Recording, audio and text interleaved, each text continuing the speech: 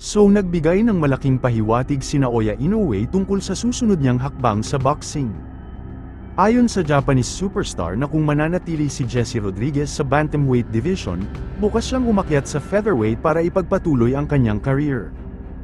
Ngunit kung matutuloy ang matagal nang inaabang ang laban nila bandang Pebrero of 2027, handa umano siyang manatili at harapin si Bam. Patuloy na sinusubaybayan ng boxing world ang magiging desisyon ng dalawang kampyon dahil isa ito sa pinaka-inaabangang posibleng laban. Sa ibang balita, napapalapit na rin ang target na sagupaan ni na dating world champion Isaac Cruz at Nestor Bravo. Ayon sa ulat ng ESPN boxing reporter na si Salvador Rodriguez na target idaos ang laban sa Setyembre 19. Kabilang sa pinagpipiliang venue ang California at Arizona, habang lumilitaw ang San Diego bilang isa sa mga pangunahing kandidato. Wala pang opisyal na anunsyo ngunit sinasabing seryoso na ang negosasyon para sa naturang laban. Sa ibang balita na naghahanda na si Shackle Wakusi para sa kanyang unang title defense matapos masungkit ang WBC World Minimum Weight title mula kay Melvin Jerusalem.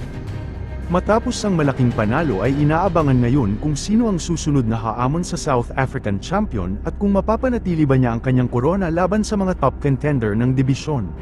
Samantala, naging usap-usapan din ang pahayag ni Manny Pacquiao tungkol sa isang hypothetical prime versus prime matchup ni Naoya Inoue at Juan Manuel Marquez.